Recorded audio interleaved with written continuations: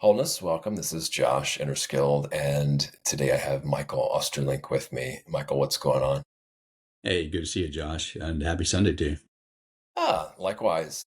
So we were talking a little bit before the show, and I think, well, let's just start with my standard question first, though. Who is Michael? What kind of work does he? Who's Michael? So, almost 30 years as a psychotherapist, licensed as a marriage and family therapist in the state of California in the 90s. But I stopped practicing under my license in early 2000s, literally 2000, and I've been a coach ever since. And I spend my time between working with couples. I co-lead a men's group with a gentleman named J.C. Glick presently. I've taught in epigenetics academies. I was a master coach at SEAL Fit's Unbeatable Mind Academy. 30 years, you can do a lot of stuff, but primarily today I work with men in men's group. I work with couples. I work with individuals, and I also do a lot of executive coaching as well. But in that 30 years, there's a lot of stories and history, and we can jump into and dive into if you like to. Well, yeah, well, there's so much to choose from there. I mean, I originally reached out to you about some of these boards and policy boards and different things you've been involved with on a, I guess, defense agency or things in defense and SEAL teams. But I think before I jump into that, why don't we talk about like how you got interested in all this stuff? I mean, usually I start off with the standard stuff. Yeah, You sure. said you got into this at a very young age, and yeah, tell us about that. I think that's start from the beginning. That's a good place to start, right? Yeah, so I'll tell you a story about a semi obnoxious 9-year-old little boy. I was diagnosed with obsessive compulsive disorder. I had some health and educational challenges, and my mom took me to see a psychiatrist. And at the end of the first session, and this is what she told me. I was 9 years old. She said, I turned to her and I said, "He's fat, he smokes, he can't help himself. How can he help me?" And I walked out, which is pretty obnoxious for a 9-year-old. Fortunately, my mom is very, and always has been, till she passed, very, very supportive of me. So she agreed, like, how can he help himself? How can he help my son if he can't help himself? So she fortunately found me a therapist, Mrs. Pat Lawson, which is great because a psychiatrist, especially in 1979, would have put me on medication. And that would have been a whole different path for me. And, maybe for some people, medication is appropriate. I'm not value judging that. But for me, thank goodness, that didn't happen. And Mrs. Lawson, she taught me guided meditation. She taught me guided imagery, meditation, biofeedback, encouraged my participation in the martial arts. And that ended up like 40 years of training in a wide variety of different martial arts. So she kind of set me off on the path of what I would now say about self-regulation, self-mastery, personal development. And I remember in 1979, like the first 3 books I bought myself, and this is kind of the unfold of my path. One was Zen Mind, No Mind by Daisaku Suzuki, Zen of the Martial Arts, and a book on yoga. So there was an Eastern orientation towards my interest. For your viewing and listening audience, you're a little bit older. Like I used to watch Kung Fu, and I was a Bruce Lee fan. All the stuff. So like very Eastern oriented interest at a young age. Well, right on. Do you know, just for my own curiosity here, what lineage she or what had she practiced and how? Because it's, I hear and I connect with some of the old timers, if you allow me that. I'm getting to be one myself. Like how the Eastern practices made their way in here, and we know the kind of California Zen scene, which is really kind of, I would say, popular. There's some stuff on the East Coast, and there's splatterings here and there. Some things that aren't really well known about too, but I'm always interested in how these Eastern practices made it over here and got established over here. Do you have any idea who she studied under and what Well, her lineages were? so she actually was not in a Buddhist or Taoist or Hindu orientation. She was a secularist. So, she taught me more of a mindfulness practice, but had no connection to a particular lineage. So it was very therapeutic, Western oriented psychotherapy. But personally, for whatever reason, I was really drawn eastward. And so I remember we had a neighbor who's a Buddhist, and I'd go, like as a little kid, go down there and chant with her until my father said, I can't do that anymore. So a lot of my interest when I was little was just reading these things because I didn't have, I didn't have access to many Taoist or Buddhist or yoga practitioners. This is 1979. All those things were very California-ish. I did have the neighbor, but once I did graduate school and I went to California, I had access, in the late '80s, early '90s to all that stuff. The Yeah, more it's that's what I hear too. That a lot of it was just in books, for the most part, for a lot of people during that time. So where you as a where did you grow up? I missed where you said it Yeah, was before you Vienna, moved. Virginia, which is Oh, just okay, out of Virginia. Washington, D.C., Okay, right a on. suburb of D.C. Cool. Okay, so I mean, continuing on with this, how did you? I guess I go in some circles with people with martial art. I've never done it before. I tell people, or I quote James Brown. I know karate. I don't know karate. I know crazy, right? But but I do see so much benefit in discipline, especially for a certain type of youngster, and all the way into adulthood. It's so much a good practice for discipline, like self confidence, strength, moral code, conduct, protection, in has an ethical code too. So I see it as a really good alternative for what could otherwise go not good. You know what I mean? So I totally promote it, especially for a certain type. Yeah. So how did you get? You mentioned the book. I guess talk about some of your early, I guess, teachers or masters, and what kind of martial arts you studied too, and how that informed Yeah. what you did later. So I studied under Jhoon Rhee, who kind of brought Taekwondo to the States and made it really popular. I had some amazing instructors. I mean, I was like 9, 10, 11, 12, 13 years old, but I would love to go train with those guys. And to your kind of point, for me, the physicality was cool, like, learn how to fight and stuff like that and get in better shape. But for me, it was more like the Eastern philosophical things and the character development. And although this is a Korean art, kind of the Bushido samurai, ethos was always important to me. And I can remember, training with those guys, but I'd go home literally every day. I'd go in my basement, I'd turn on Enter the Dragon with Bruce Lee, and I'd train like for hours and hours and hours, as well as meditate. I was, I'd sit in my basement and either meditate or be doing my Taekwondo. And I think almost required by law in the United States, Taekwondo is the thing for kids. At least it was back then. Now a lot of kids do jujitsu, which is cool. Whatever works for the kids and their parents. But I did that. I've done Okinawan karate. I've done Japanese jiu-jitsu. I've done Krav Maga. I've done Hagana, which is Krav Maga on steroids. And then I've done like Shaolin Kempo. Actually, the last tournament I fought in right before COVID was Shaolin Kempo. And then dabbled a little bit here and there, depending where I was. Hapkido I did for a couple years. I moved around a good bit as an adult, so like I could spend 3 or 4 years studying an art in the location, then I'd move to a different location. That's why I was able to pick up multiple different arts. Even at one time, God, this is in the early 2000s. I was training in Hapkido, I was training in Hagana and Krav Maga because I just was like obsessed with the martial arts. So I'd literally go from one, eat a protein bar on the way to the other, do some work like between classes, and then like off to the next class. I did that for a while, but presently I'm Krav Maga. I just moved. I'm in New York, and I just found a Krav Maga studio in Manhattan. I'm in Bronx, but I'll be going down there to train, which I'm very excited about because Krav Maga is something I spent about 5 or 6 years studying. I had a lot more consistency there, so I'm looking forward to getting back into it. But Krav is different than the traditional Eastern martial arts because there's no like Bushido code of honor or character development. It's purely fighting. It's purely an offensive art to protect yourself against threats. So I always like that. That's important to me.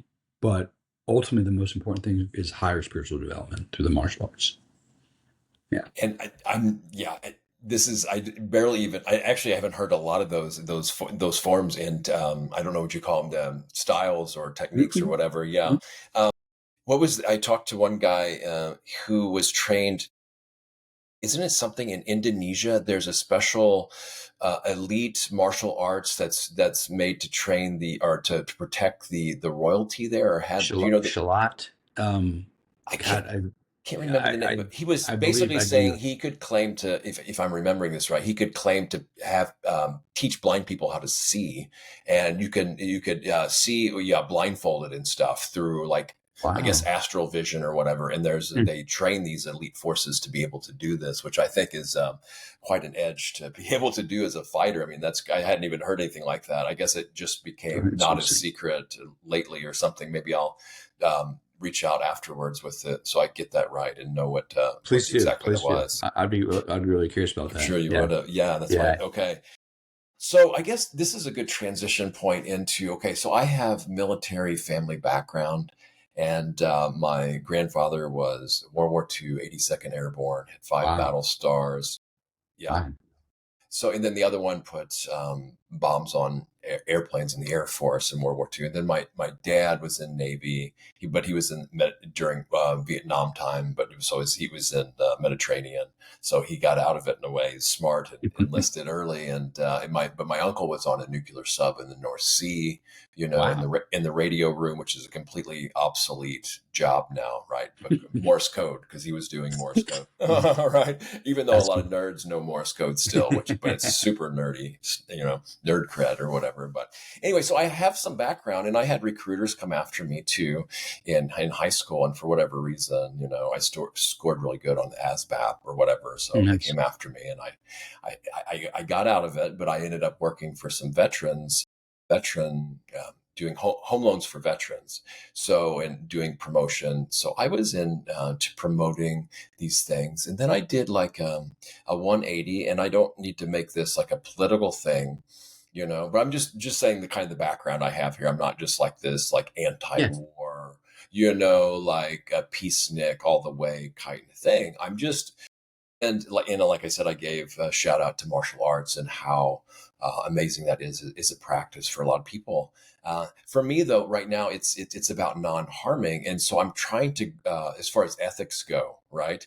And I guess, um, yeah, but I'm also a proponent of the non-aggression principle, meaning everyone has a right to defend themselves. They just don't have a right to to initiate aggression on another, right? So you're And very it's easy for libertarian. me to say because I don't have a wife and kids, right? I don't have really anything to protect here. So it's in a way, it's my view is really kind of radical. I think in a way, radical non-harming. But I'm also a proponent of the Second Amendment, which is kind of weird. Even though I wouldn't have a gun, I still, because of the state we're in now, and one of the first things dictators do is take weapons away from people, And so, yeah, maybe we'll be at a state of Oh yeah. Yeah. Yeah. consciousness Yeah. Yeah. someday where these things will look like antiques. We'll see. Oh, could you imagine how barbaric humans used to be? They used to kill each other, stuff like this, for whatever. And so I guess what I'm getting at here is, how do you see all this? And because the other thing I wanted to just mention real quick, because I have reached out to some vets, and some vets have reached out to me, not particularly, but we end up talking about this stuff.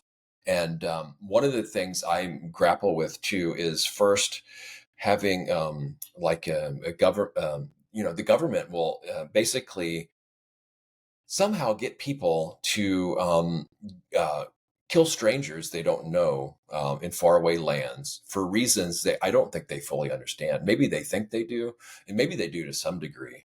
But not only that, then when they go over, not, and I'm making generalizations here, and it's not fair, and I'm just focusing on a really small section of the whole thing, right?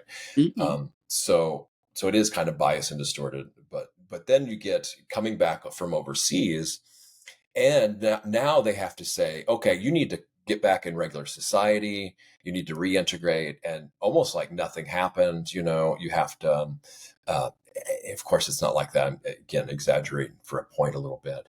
And at the same time, you cannot interfere with the war machine going forward, right? You can't just have a bunch of vets come back and then just be total anti-war and say, "Hey, this isn't right. We shouldn't kill anyone," and are we shouldn't be doing these wars for these rich elite who are basically funding both sides so they can get rich and have people that really aren't aware of everything going on go over and do our dirty work so we can reap a lot of money. And of course, nothing's wrong with money, but when we start in and of itself, but it's the intention and the ethics behind it. So anyway, that's a long spiel there. I just think I want to get your view here before we go into.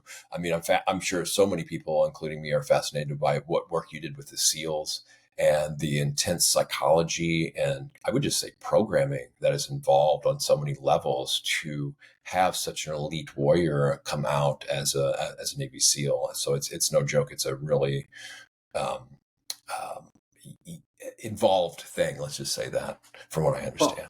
so if you don't mind, I have a question for you based Sure, on kind of your political ideology and stuff.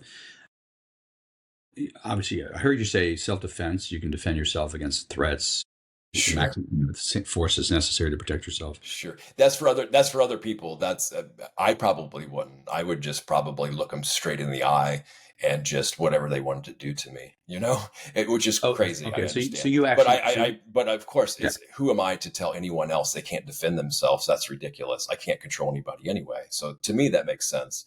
It's really weird, right? So in a way, I'm not practicing what I preach, or I'm going a little bit different than I allow for other people to do. So you know what I'm saying? I'm trying to yeah, maybe set an example, but at the same time, not force anyone into any particular ideology, give them the leeway, of course, because I don't think I've met anybody yet that disagrees with the non-aggression principle, right? That they don't have a right to aggress on another, but they have a right to protect themselves and protect their loved ones and their families. So I still haven't met anybody that disagrees with that, really. yeah, but yeah, and theoretically, I think that most people would agree with that. But Hmm. not in practice, because they support if they support government as a general rule, that's based on force. Yeah. And You I know, don't the vote. I practice don't might vote. be I don't vote now either. So yeah, okay. yeah. So you're like an anarchist, pacifist person. Yeah, pretty much. And yeah, and it's ultimately that's what anarchy just means, is without rulers, right? And so my thing is, we're so far from that. I don't advocate that, actually, just personally, because we're not there yet.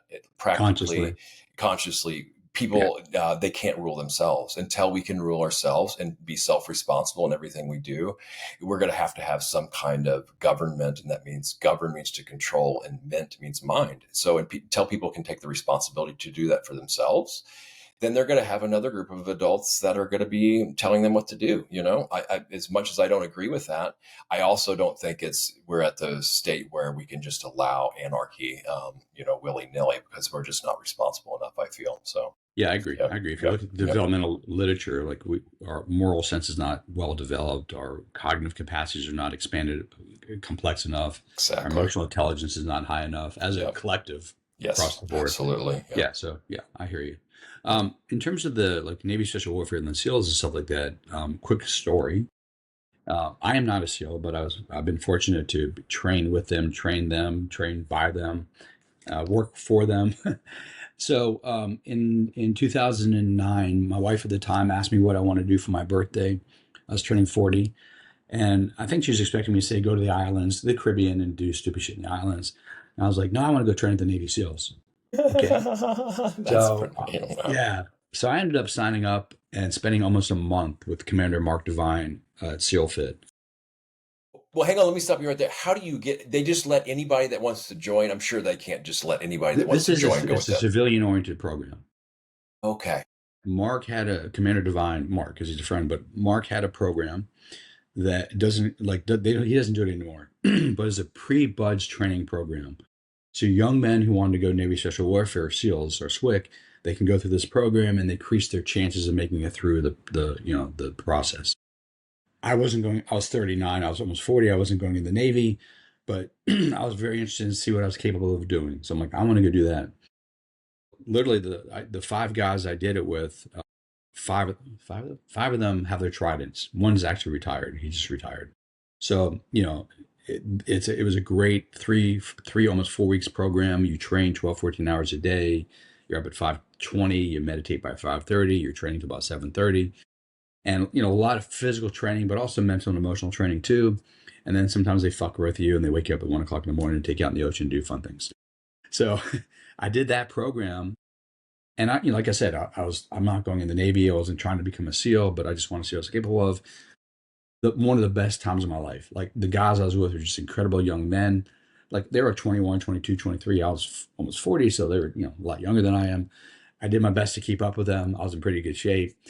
I had a SEAL train me in prior to that, as well as a former Army Special Forces guy. So I had a great program 9 months prior to train me up for that. And then we finished up with called Kokoro camp. Kokoro in Japanese means indomitable spirit. It's one way to interpret it. And this is 50 hours. I think it's about 55 hours. No sleep. You just go from one evolution to the other as a team, one evolution to the other. So you're in the ocean, you're on the beach, you're on the grinder, you're in the mountains, you're all over the place doing all kinds of stuff. They feed you, but they don't let you sleep. And if you fall asleep, you get in trouble. So I did all that stuff, and it was an amazing experience. And then a year later, Mark reached out to me. He's like, "Hey, I'm building a program like what you went through, but more for civilians, scaled because, like, what we did, most civilians are not going to want to do or capable of doing. But like, let's scale it and let's do a lot of mental and emotional and spiritual development." And he's really big in the martial arts, so like he has that kind of framework as well. So I helped him build those programs, wide variety of different programs. I helped him build and ran from for a decade. And as a result of doing that, I also got to meet other SEALs, and I started working for them in other projects. Presently, I'm working with a gentleman from my men's group. He's a former Army Ranger. And another project I co-lead called Team Fudishin. Will Ravello, he's a former Army Special Forces guy. So I've just been really fortunate to spend time with a lot of guys in the special operations community and learn from them and even train them in certain things, but learn a lot from them. And that has informed a lot of the work that I do with my clients.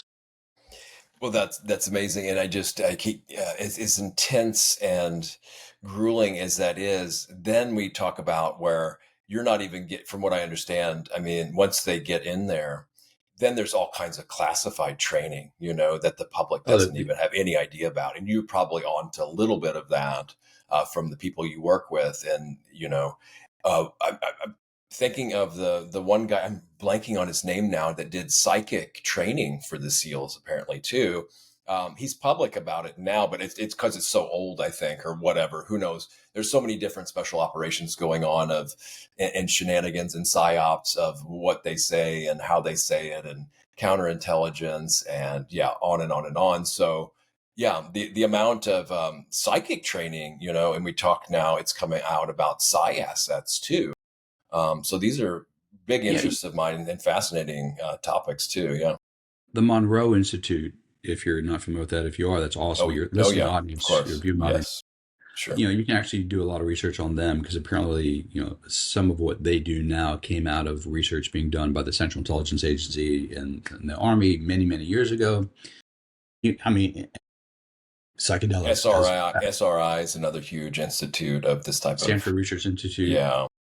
Yeah, Stanford Research Institute. That was I can't remember his name now. He was a physicist who was participating in that, like in the 70s and Well, 80s. there's Hal Puthoff and I 60s forget and the other guy 70s. that was with him, Hal Puthoff, and there's another famous one that worked for SRI. Um, Yeah, and but actually, I work with his daughter uh, on a Hal grant. Puthoff?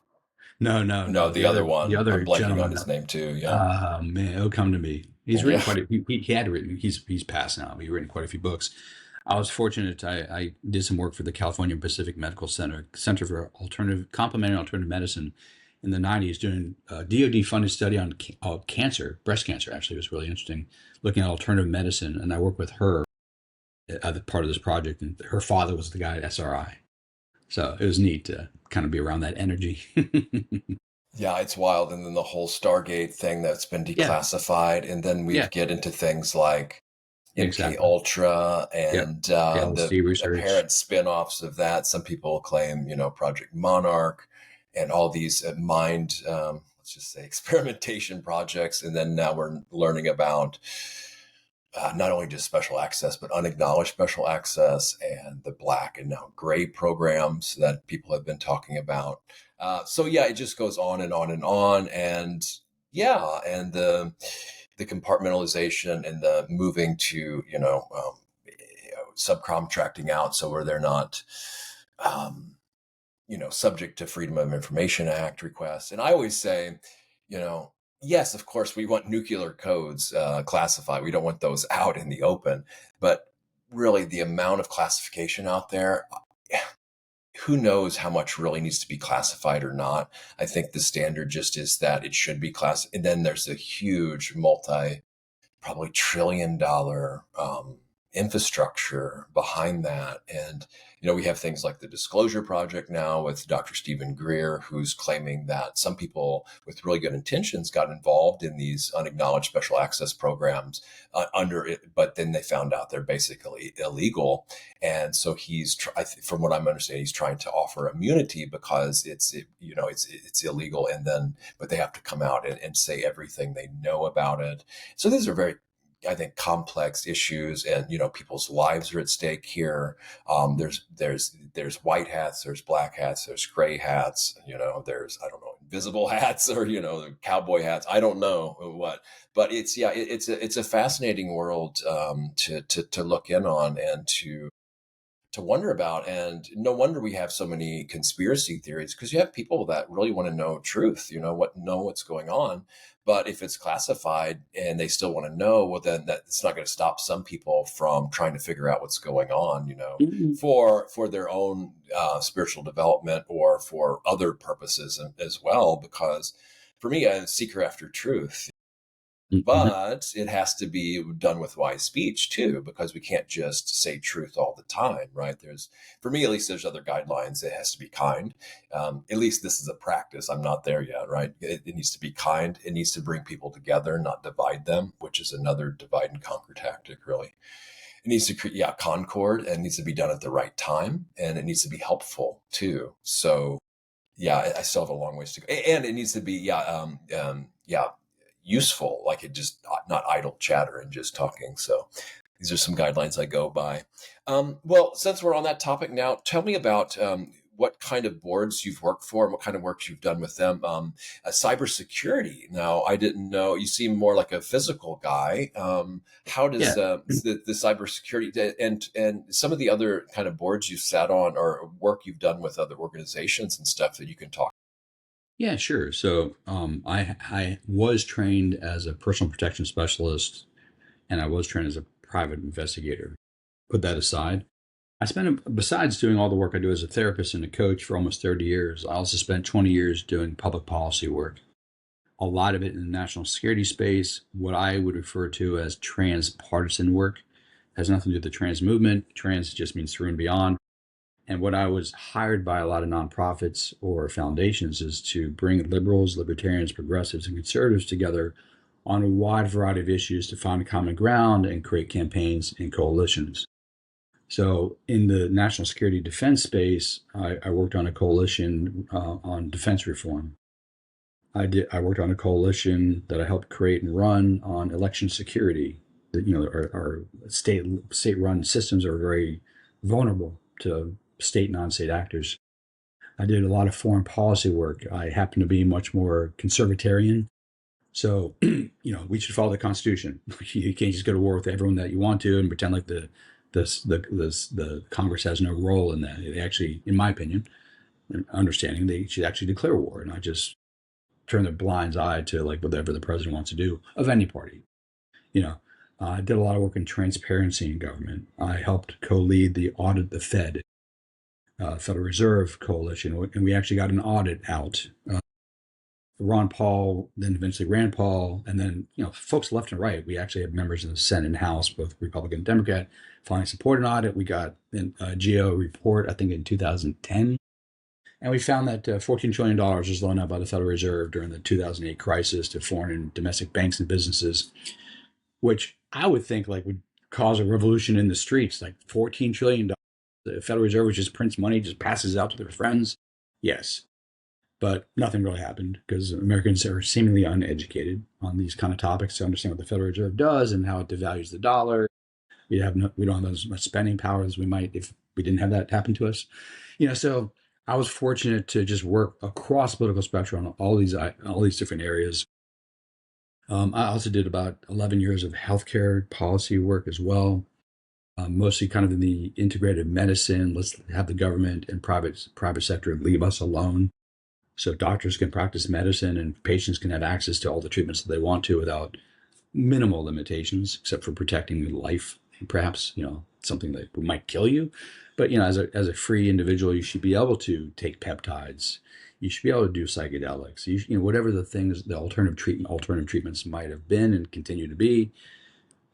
I worked in support of consumers or citizens access a lot more than they were able to because of the FDA or the CDC or various state medical boards limiting doctors being able to practice medicine, and then the scheduling system we have for the drugs, which is just nonsense.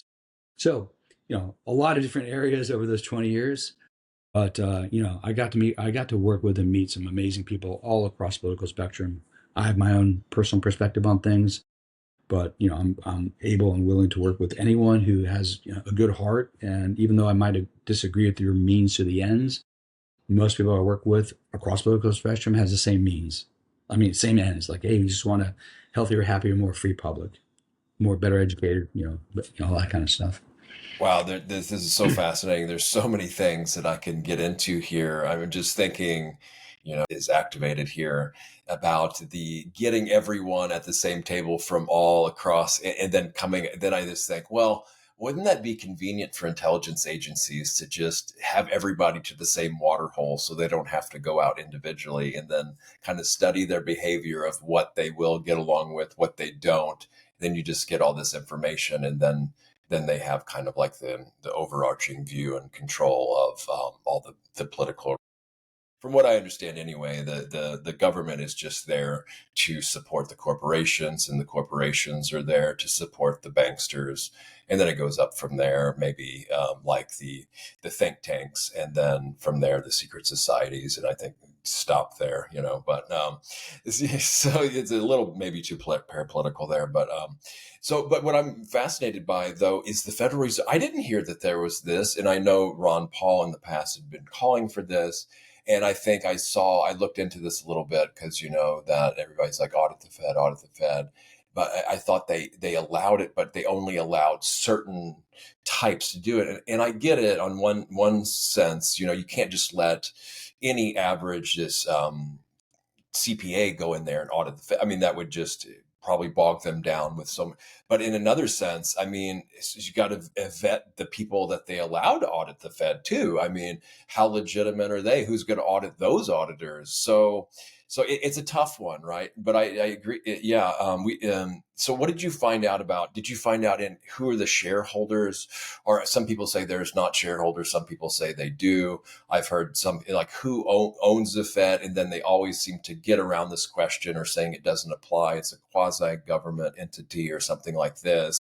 But I mean, we have central banking, right? We have the Bank of International Settlements. We have the IMF and how that all interplays. And then there's just so much involved with it. And then you just get down to the basic thing of like, this oversimplification, or they're just printing out of thin air. When you go to give a loan, they just type numbers in a computer. They don't have this money, more or less. And then that they charge interest to people when the money's not there. And so the banksters end up getting all the money while it's a debt-based system. And then, so it's just so complex. And then trying to fight wars for oil, for the petrodollar, and using, starting covert wars in order to have influence in certain countries. So who's going to play ball? Who's going to not? Who's going to stay in the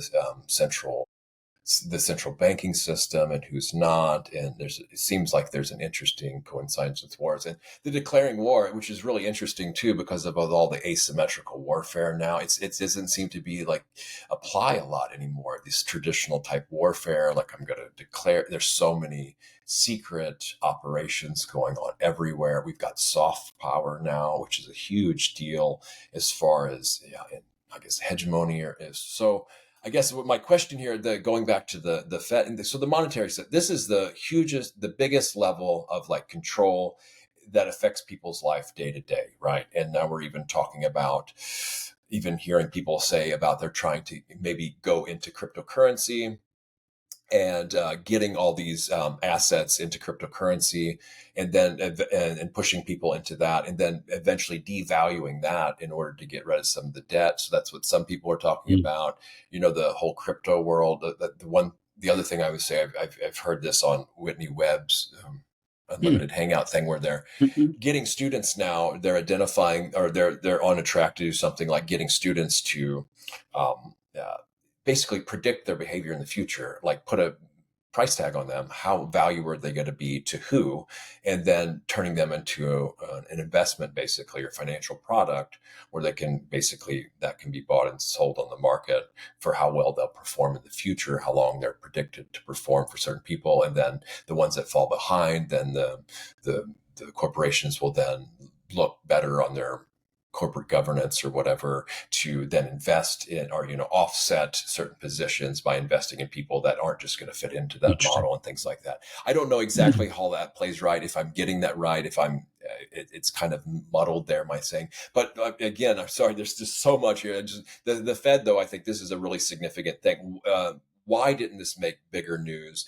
Do you think if this is just too complicated for the American, that they've been so conditioned into viewing money in the financial system one way that they just don't know the complexities and the importance of this? Because what was the famous saying? If people really knew how the money system worked, they would be in the streets. There'd be a riot overnight. Yeah. We work closely with like Bernie Sanders' office, the Democratic Socialist, Rand Paul's office, Libertarian Republican, and those are the two offices that put out a press release. And that was kind of it. Like, I mean, there might have been some other stories that came out a little bit about it, but I was just so shocked. To your point, like this should be revolutionary. But I think you answered the question. Like, I just don't think Americans are educated enough on fiat currency and how the monetary system works. So they were, then they like like they'd be really fucking upset about this stuff. But I spent about 6 years also doing education policy, and part of that study was to study across political spectrum, all the different perspectives on the education system and where it came from and how it developed and why it was intended to be created for certain corporate and government interests. Um, I'm not surprised the American people are miss or undereducated on a wide variety of topics. I think that's intentional. Yeah, but we could save that for another another talk. Yeah. Yeah. That's, I mean, it really does come down to education, because what an eye opener it was when I realized that most everything I learned in private and public school, coming up in a small town, was just not very far from accurate in the way things Yeah, were. yeah. And people Yeah. had I mean, the people teaching it really, they have no idea, they were just repeating what they learned too. So I can't blame Of them or course. anything like No, that. no, no. I agree. I agree. Yeah, and so like, what can we do about all this, Michael? I mean, like what are some practical things, I think, or actually even beyond that? I mean, what do we? Because you're quite aware of a lot of things, I imagine. Like, what do we do about this? So, a couple different. I mean, I used to give a kind of a pan talk on the transpartisan work, and this is a recommendation I could leave to your listening audience as we kind of wind this down. One way to think about that, one way to handle this is to read all across the political spectrum. If you're a conservative person, read Z Magazine and understand Chomsky. If you're a progressive lefty, read Reason Magazine, read the American Conservative Magazine. Like, read all the different perspectives. And don't read it just say to walk inside your own head, oh, they're fucking stupid. Like, they don't know what the fuck they're talking about. Like, no, try to understand why they believe what they believe, both the means and the ends that they seek. Because you might learn something not only about your own worldview and its limitations, but you might be able to expand your view to see things differently, which could give you ammunition for your own political fights, which is fine, but also hopefully expand your sense of what's going on in the world. I would also recommend, and I used to do this a lot when I did the policy work, like not just policy or political magazines across the political spectrum, but read in multiple different industries and areas, so you can get a sense of how people think about the world that they're generally creating through the written word or through lectures or talks. Read Wired magazine, read the Entrepreneur magazine, the wide variety of magazines like that, so you can understand like what's going on in tech, what's going on in the business world, and do so with a critical eye. Like, that's the most important piece of this, is like, don't just accept what you're reading, question everything you're reading, but try to put it into a larger map so you can kind of get a sense of what's literally happening in the world. not to make yourself crazy and a victim of whatever the things are. And actually, the intent is to make yourself not a victim of the things that are going around you. And notice, because as a therapist, I'm very interested if you read something and it really upsets you and gets you angry, and maybe you collapse and get insular and rock all the time, then that thing, whatever that thing is, controls you. And I'm not to say don't get angry about something, don't be critical of something, don't be challenging to something. But if it has emotional control over you, it has control over you. And then you need to do the work to kind of deconstruct that energetic in your own system, so you can still be critical of it, but you're not walking around going, "Arr."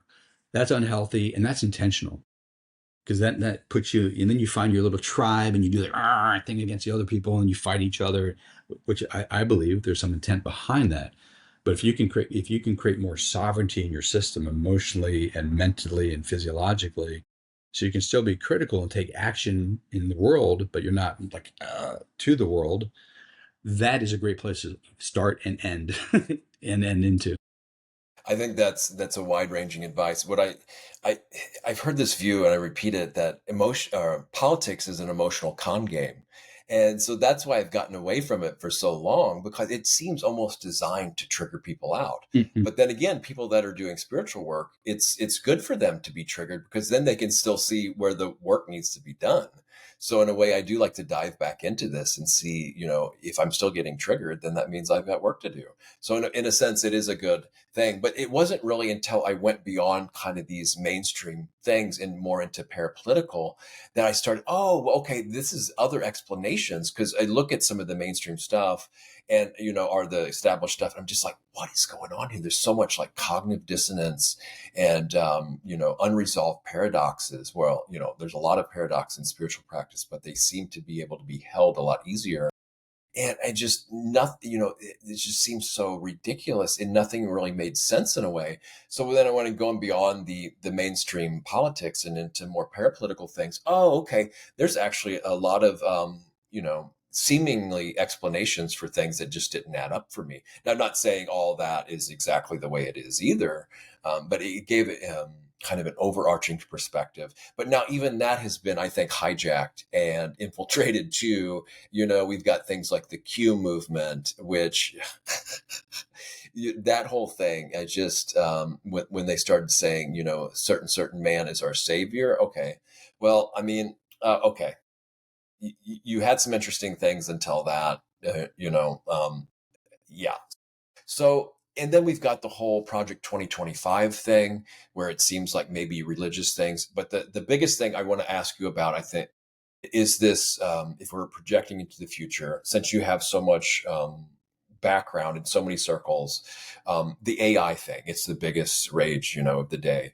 That, and I think technocracy and transhumanism.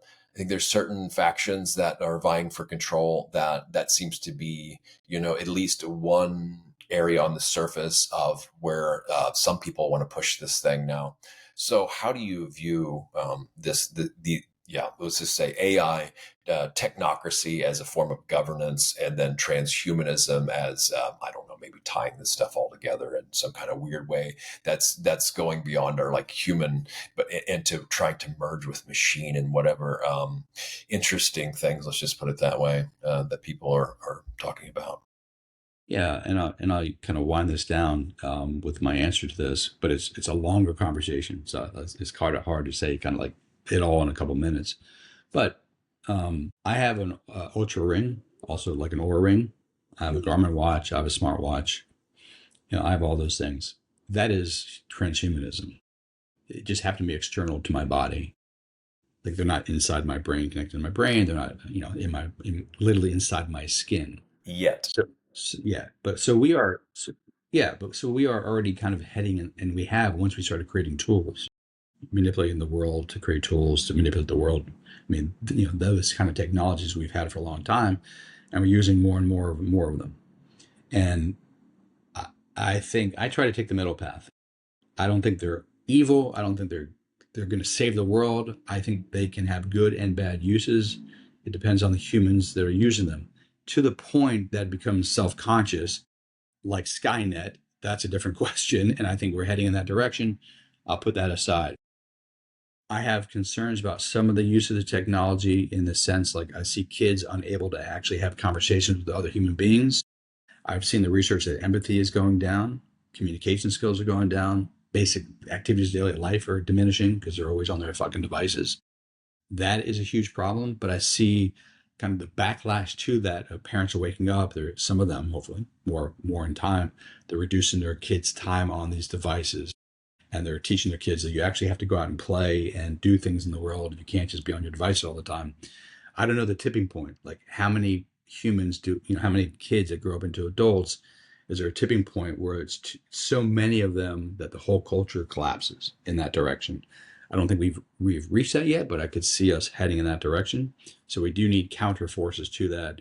And I have colleagues who are actually operating the counter forces to that. Hopefully they're much more successful. I'm not against technology. We just got to use it more intelligently. So like, those are some of the concerns I have.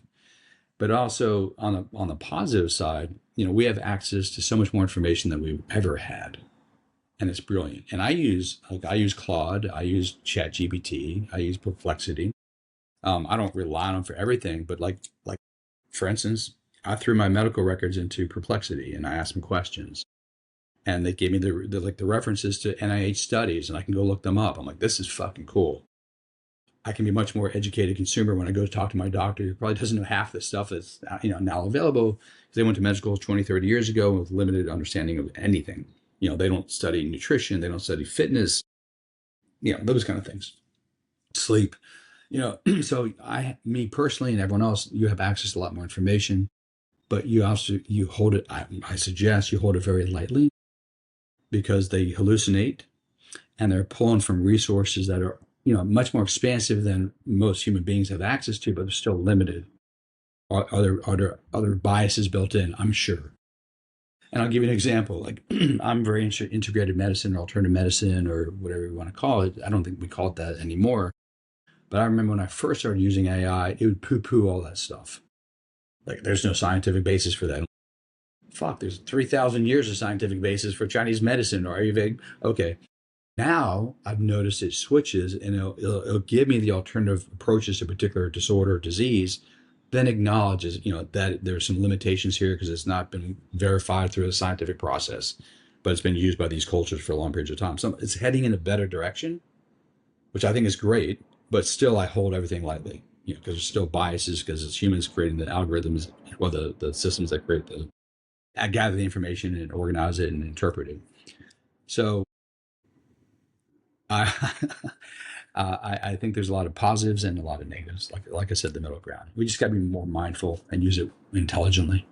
Yeah, I mean, at least this little section that we have right now, and I agree, I've experienced this. I use an agentic AI; it saves time, Mm-hmm. and yeah, I've noticed the changes just in using it since when I first started using it to now. Like you said, it seems to be there's certain other agendas built into it Got that to be mindful it of it. will lock, and there's other things that it's gotten better on, other things that's gotten worse. Like I mean, just the free ChatGPT model now, it just gives me a little bit, then it constantly prompts me to want to do something else. So my take is it's just wanting to gather more data. So I think you're going to be able, it's for you just get it right away. To get everything right away at once, comprehensively, you're gonna have to pay for it. The free stuff, this is more data harvesting now. Yeah, It's what, at least where it is now. But and I yeah, think the yeah, it data. saves so much time though. The amount Yeah, of time to research is massive in certain areas. But the troubling point for me is the condition to get people to not be able to make decisions for themselves, to be able to consult AI for every little decision. I already see myself being conditioned that way in some senses too, because it is so easy, so convenient, and so seemingly comprehensive. So that's the one that I agree. puts up a flag for me right now, I agree. for the most Yeah. part. All right, Michael, I think this has been fascinating. I'm sure I could pick your brain for days probably on so many things here and there. And I don't normally get to talk to people that have had so kind of much mainstream interaction with so many different fields. So it's really been beneficial for me. Cool. And I Excellent. appreciate your patience and me being a little bit more, I guess, not conflicting, but like, pushing the envelope a little bit. But All good. yeah, I think we both benefit from it. And yeah, all right. Well, tell people how they can get in touch with you, what kind of offerings you have, how people can work with you, anything else you want to plug, draw people's attention to, and then take everybody out, the listeners and any viewers, on a final message. Sure. So, michaeldostrolenk.com is my website. You can find my work with individuals, with couples, the men's group, the executive work that I do. It's all on there as well. I'm on Substack, Michael Ostrolenk, LinkedIn, Facebook, Twitter, and Instagram, M Ostrolenk. And I spend way too much time on social media. I love writing stuff up and posting and engaging, so I'm on there. Yeah, you can go to my website if you want to like hook up with me and have a conversation, a discovery call to see if I'm a good fit for you, if I can be helpful to whatever the challenges you're facing. So those are kind of the ways of reaching out to me, which I appreciate you asking. And I'll say this before we finish up completely. Have a great time at the beach, man. I'm jealous. Yeah, it will be here and gone before I know it. So I will hopefully be mindful to savor every moment of it. And I appreciate that. Thanks. And for anybody that doesn't know, his name is spelled Ostrolenk. All right. May all beings everywhere come to know their most optimal state of being for themselves and for all beings everywhere. May all beings everywhere realize awakening and be free. Thanks again, Michael. Amen. Bye now. Thanks, guys.